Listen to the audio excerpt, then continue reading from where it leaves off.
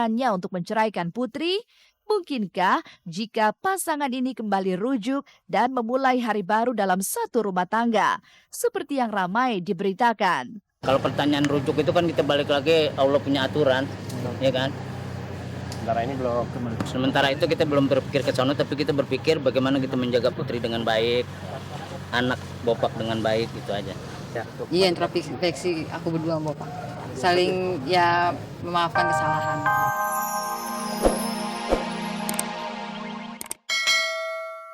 Pada pengacara saya, artinya situ jelas-jelas Regina ingin membunuh Farhad secara pelan-pelan. Dan kan saya pikir itu sangat bukti sangat akurat. Saya pun juga di Sumpah Kuntilanak pun juga saya berani gitu. Tidak hanya suami Regina itu saja yang berdiri dan merapatkan diri ke pihak Nia dan Yati. Pak Cica Muhtar yang sebelumnya mengaku pernah melihat secara langsung Farhad Abbas dan Regina tengah bermesraan juga ikut memberikan keterangan. Dan ini pula yang ia utarakan kembali di sidang lanjutan kemarin itu. Lantas, benarkah atas pernyataan Mbak Cica, pihak Farhad Abbas telah melaporkan Mbak Cica ke pihak yang berwajib atas tuduhan fitnah dan pencemaran nama baik? Ilal mengatakan bahwa penyebab perceraian Nia dan Farhad itu karena Regina. Tapi kan kelihatannya lucu. Karena Farhad dan Nia itu sudah mengakui mereka sudah berpisah secara agama, sudah ada talak itu 2005. Kemudian 2006 ada talak lagi. Sementara Ilal saya tanya, Regina kenal Farhad itu kapan? Sebelum 2005? Atau 2006? Dia bilang setelah 2013-an. Kemudian Macica menyatakan bahwa Mbak Cica melihat Farhad dan Regina sedang bercumbu. Itu silahkan saja Mbak Cica mau ngomong apa, mau ngomong ini, mau ngomong itu silahkan saja. Kan faktanya kan Mbak Cica itu sudah dilaporkan oleh Farhad ke Polres Jakarta Selatan dengan tuduhan pencemaran nama baik fitnah atas kalimat-kalimat Mbak Cica tersebut. Dan Mbak Cica juga mengatakan pada saat Mbak Cica turun katanya mau olahraga, dia melihat Farhad dan Regina sedang bercumbu. Kemudian Mbak Cica dipanggil Farhad masuk, kemudian Mbak Cica duduk di hadapan mereka berdua dan mereka berdua melanjutkan adegan itu. Saya rasa anak kecil kita mendengarnya itu aneh gitu. Saat Nia dan Yati membawa sejumlah saksi, bukan berarti masalah dalam perceraiannya sirna begitu saja. Persoalan nafkah masih saja diperdebatkan keduanya hingga kini. Lantas, akankah nafkah 100 juta rupiah yang pernah dijanjikan Farhad hanya kandas di selembar kertas pernyataan saja?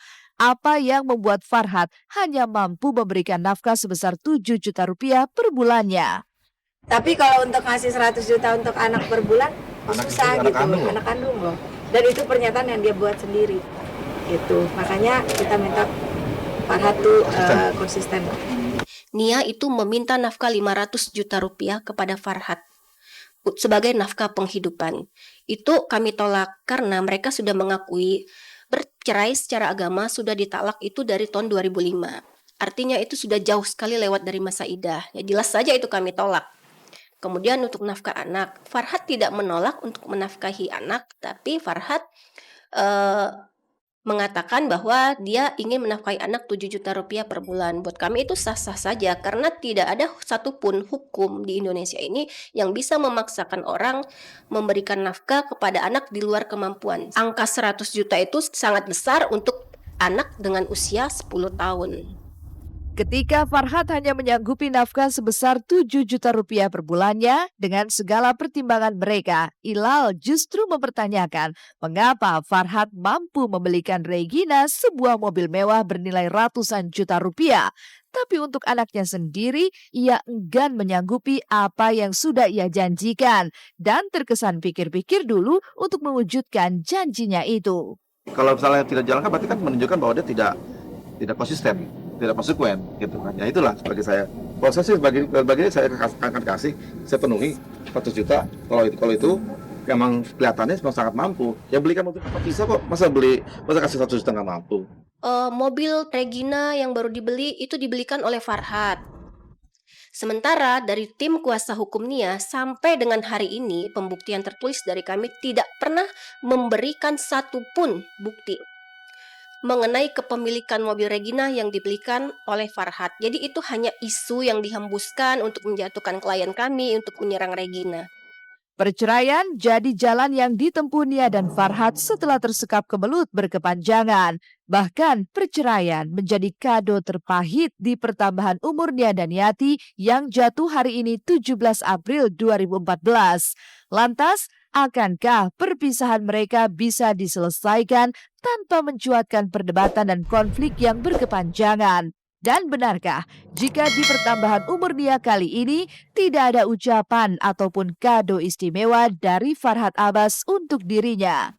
Saya nggak bisa komentarin saat ini ya. Kita jalanin aja lah. Kita berprasangka baik aja dulu. Segala sesuatunya, mudah-mudahan jalannya juga nanti baik. Ketok palunya juga bisa cepat dan bisa berbaik-baik semuanya. Tidak ada saling menjelek-jelekan atau apapun.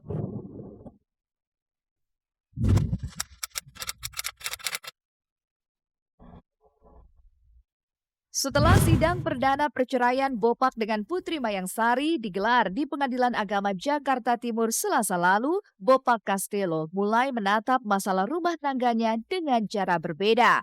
Mediasi di antara keduanya menyimpulkan kesepakatan damai di antara Bopak dan Putri. Bahkan saat berbagi kisah, baik Bopak dan Putri juga memperlihatkan kemesraan mereka yang jauh dari perdebatan yang selama ini mencuat di permukaan. Lantas, benarkah pasca kembalinya ia bertemu dengan Putri Mayangsari, Bopak Castello diselimuti perasaan tak menentu dan galau? Ya pertama kita masuk dalam ruang persidangan kan posisinya ya mungkin menahan emosi, menahan apa gitu. Setelah kita masuk ke ruang pengadilan, dikasih masukan begini-begini, apakah mau langsung pengadilan berjalan? Enggak, kita melakukan mediasi. Ya Allah bercerita lain kan udah. Ya kita pengen punya keputusan yang terbaik buat dua pihak. Tidak merugikan dua pihak. Istilahnya kan kalau bahasa gini tidak ada untung ruginya. Semua rugi sebetulnya kan gitu. Saya juga nasihatin sama istri bahwa perpisahan kita ini jangan dijadikan satu bentuk permusuhan. Jadilah kita sahabat yang baik, saudara yang baik. Walaupun gimana kan yang tahu banget istri saya kan Bopak. Karakter dia tuh kita tahu, makanya pada saat mediasi kita lihat begini begono dia juga nangis, saya juga secara pribadi nangis ya kan. Karena saya tahu posisi istri saya gitu. Ya, tadi kan aku berdua di mediasi ya sudah ngomong baik-baik, udah sepakat berdua. Karena komunikasi yang macet ya selama ini kan. Nah sekarang kan udah ngomong baik-baik, udah sepakat dan komunikasi berjalan dengan baik lah. Keinginan Bopak untuk tetap membuktikan jika Faja Indrayana Bidui adalah darah dagingnya sendiri memang bukan lagi jadi hal utama yang kini diperdebatkan. Lantas, ketika mereka telah sama-sama menemukan titik tengah, seperti apa Bopak menghadapi proses perceraian yang akan mengantarkannya sah menjadi seorang duda secara negara? Tetap kita berteman dan Bopak memberikan ruang waktu Bopak untuk bertemu. Bopak kasih kontak langsung ke Bopak. Kapan-kapan kita ketemu di mana, ajak anak kan gitu. Jadi kan udah bebas. Sidang keputusan untuk cerainya itu tanggal 29. Ya mudah-mudahan dengan perpisahan Bopak dengan dia ini memacu dia menjadi yang terbaik lagi. Bopak juga menjadi yang terbaik dan Bopak tetap janji sama dia selalu ada di belakang dia untuk melindungi. Hampir 3 tahun tak bertemu, kinilah Bopak baru merasakan pentingnya menjalin komunikasi ketika rumah tangganya justru diambang perceraian. Dan saat kesadaran itu benar-benar timbul dari hati, akankah Bopak memikirkan lagi niatannya untuk menceraikan Putri? Mungkinkah jika pasangan ini kembali rujuk dan memulai hari baru dalam satu rumah tangga, seperti yang ramai diberitakan? Kalau pertanyaan rujuk itu kan kita balik lagi Allah punya aturan, ya kan? Sementara itu kita belum berpikir ke sana, tapi kita berpikir bagaimana kita menjaga Putri dengan baik, anak Bopak dengan baik, gitu aja.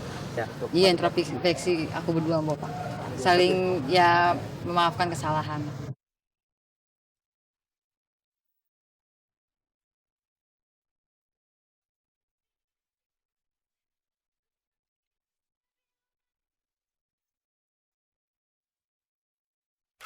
Mendapatkan solusi dari setiap persoalan adalah hal yang paling utama agar persoalan tak jadi bumerang yang menyulut pertikaian.